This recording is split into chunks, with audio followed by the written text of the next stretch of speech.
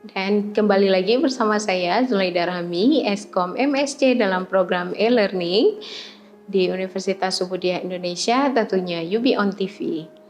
Dan tadi kita sudah membahas ada dua OS yang harus kita pahami, dan Android dan juga RIM. Selanjutnya kita akan melihat lagi OS yang memang sering sekali digunakan adalah iOS. iOS ini adalah miliknya si iPhone yang sayang sekali iOS ini juga sifatnya sangat tertutup yang hanya digunakan oleh perusahaan Apple, ya, oleh perusahaan Apple sendiri. iOS ini dibangun pertama sekali diluncurkan pada 2007 dan memang iOS ini sangat user friendly, mudah digunakan bagi si user tapi tidak untuk si developer. Apabila ingin mengembangkan iOS ini, kita perlu meminta izin kepada perusahaan Apple. Oke, selanjutnya kita akan melihat lagi bagaimanakah dan kabar dari si Windows. Ya, kabar dari perusahaan Windows sendiri adalah menggunakan OS sistem operasinya adalah Windows Phone. Windows Phone ini sendiri itu adalah miliknya perusahaan Microsoft, ya, yang dinamakan dengan Windows.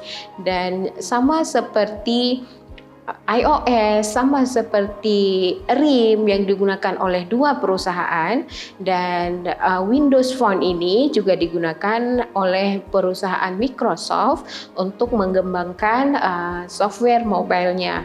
Pertama sekali digunakan oleh Nokia Lumia.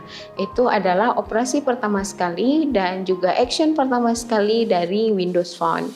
Oke, selanjutnya kita melihat dan Symbian, ya. Dari Symbian ini adalah digunakan oleh perusahaannya Nokia. Jadi walaupun produknya Nokia menggunakan Windows Phone miliknya si Microsoft, namun Nokia sendiri juga mempunyai sistem operasi sendiri namanya Symbian, dan ini sangat user friendly dan tentunya tetap tidak user developer itu tidak sangat di open, ya, jadi sifatnya dia tertutup. Dan the next one is yang paling sering kita gunakan adalah Android. Memang Android adalah yang sistem operasi yang sangat mudah digunakan dan juga sangat mudah diimplementasikan dan juga sangat mudah dirancang ke versi-versi selanjutnya.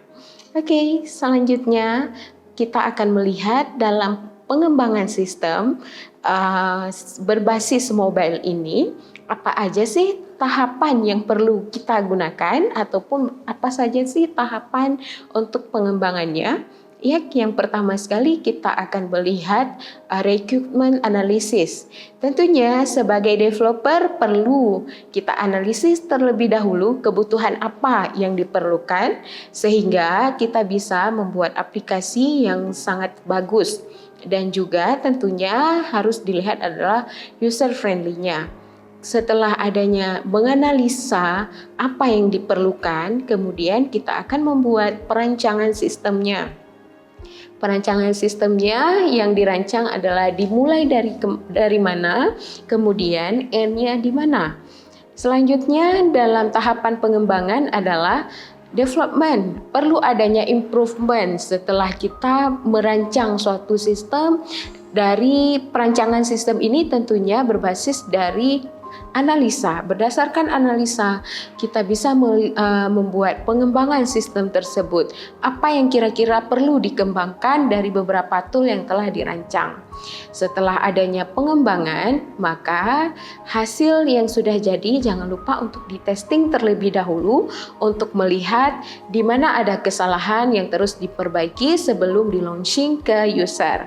Nah, saat kita meluncing ke user, maka kita bisa mempublishnya di Google Play Store, salah satunya untuk Android. Dan selanjutnya kita akan melihat apa sebenarnya yang dapat kita lakukan lagi pada saat pengembangan sistem pemrograman berbasis mobile. Namun sebelumnya kita mau mengetahui pemrograman mobile ini apa. Nah, pemrograman mobile adalah proses membangun aplikasi dengan menggunakan kode-kode program yang sesuai untuk perangkat mobile. Jika tadi kita sudah menganalisa, kita tadi juga sudah mengetahui tahap bagaimana untuk mengembangkan, kemudian kita juga mengetahui bagaimana sih sebenarnya untuk kita publishnya, di mana marketplace publish dari sebuah apps, maka kita juga harus tahu sebagai developer, yaitu coding-coding pemrograman mobilenya. Oke, setelah mengetahui pemrograman mobilenya, selanjutnya adalah kita akan melihat apa sebenarnya yang bisa kita lakukan dengan pemrograman mobilenya.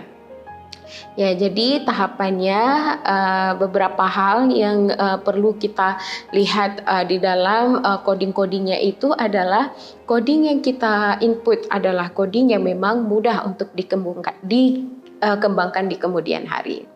Baik, selanjutnya kita akan mengetahui bagaimana sih software dari development kit.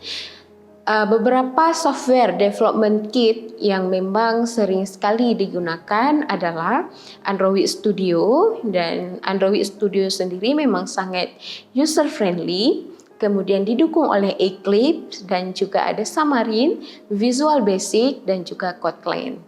Demikian kira-kira untuk pemrograman berbasis mobile dan juga bagaimana sih pengembangan sistem yang sudah dilakukan oleh beberapa developer selama ini.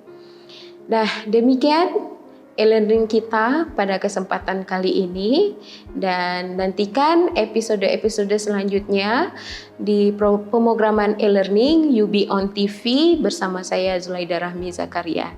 Sampai jumpa, sampai bertemu lagi di masa yang akan datang. Assalamualaikum warahmatullahi wabarakatuh.